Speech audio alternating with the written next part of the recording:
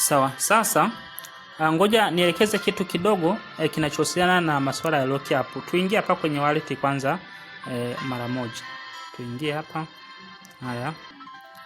Sawa. Sasa pai zinapokuwa zimehamia hapa kwenye wallet yako, pai watakazo kuhamishia hapa kwenye available balance inategemea na wewe mwenyewe uliloki asilimia ngapi. Mfano, kama uliloki asilimia 90, kwa hiyo watakata asilimia 10 hapa, ndizo watakazo kuja kukuwekea hapa. Sawa? Kwa hiyo sasa, na sehemu ya kuloki yenyewe ni wapi? Ni huku. Sawa? Ngoja sasa tuingie huku. Haya. Tuje sasa tuangalie sehemu ya ulipoloki. Ingia hapa kwenye sehemu ya kijani. Ukifungua sehemu ya kijani, utakuja kubonyeza hapa kwenye increase. Tunakuja kuangalia namna ya kuseti lock hapa. Tunakuja kubonyeza hapa kwenye configure. Utagusa hivi. Haya. Sasa sawa. Sasa tuanzane kwa mfano na hapa. Mimi hapa ni lock asilimia 90. Ndio maana wamenihamishia zile asilimia 10 kule kwenye available balance.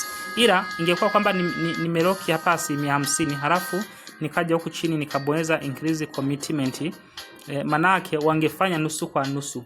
Asilimia 50 hapa wangeziweka kwenye available balance na nusu zikabakia pale juu.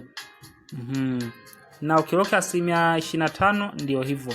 Kuna kiasi watakata, watakwamisha kwenye available balance. Hizi zingine chache zitalokiwa.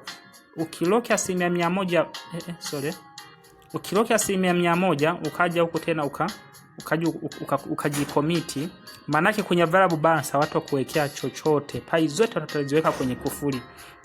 Haya, hii sehemu nayo ni ya kuseti miaka, kwamba unataka zile pai zako ziachwe baada ya muda gani. Unaweza kuchagua hizo asilimia 90 ulizoloki, sawa, ziachwe baada ya miaka 3 au sawa. Kwa hiyo unaweza ukachagua kwamba uziloki kwa miaka 3 au mwaka mmoja au miezi 6 au unataka uziloki kwa wiki 2, sawa.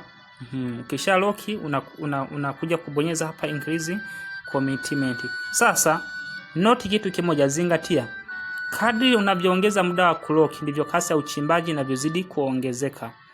Na kadri unavyoongeza kasi ya uchimbaji wa kadri unavyoongeza asilimia za kuloki ndivyo na kasi ya uchimbaji inavyozidi kuongezeka, na kadri unavyopunguza ndivyo unavyozidi kupunguza kasi ya uchimbaji wa pai.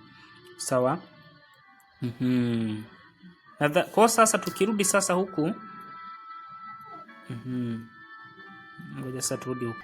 Haya, tukirudi sasa huku kwenye wallet yetu, kwa sasa hapa kwenye kufuli hapa wana lock kulingana na wewe mwenyewe kule uliseti vipi kule. Kwa mfano mimi ngoja nifungue ili kufuli, sawa.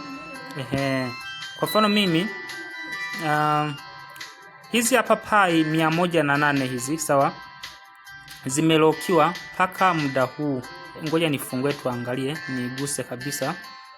Haya, nikipandisha hapa wameniandikia locked until tarehe 11 mwezi wa 5 mwaka 2028. Hizi walizoziloki hizi ndizo asilimia 90. Ina maana sasa walivyohamishia hapa kwenye sawa, walivyohamishia pai hapa kwenye wallet yangu hapa, walichukua asilimia 10 wakaniwekea hapa kwenye available balance asilimia 10.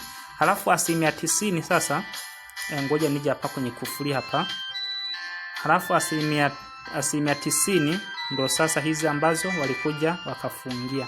Sasa walivyonihamishia pai 11, walivyonihamishia zile pai 11, mimi niliamua ngoja nisie nikazitumia. Nilikuja hapa kwenye sehemu ya kufuli, nikafungua hivi, nikafanyaje, nikaja nikabonyeza hapa kwenye create lock up, sawa.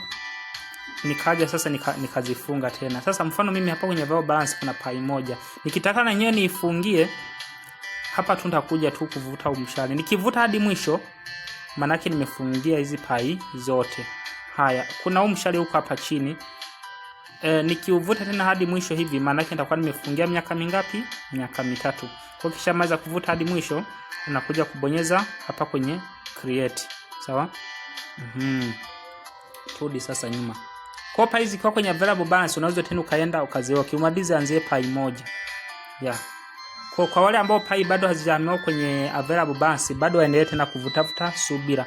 Zimekwisha ruhusiwa bado tu kuconfirm zile zihamie kwenye available balance.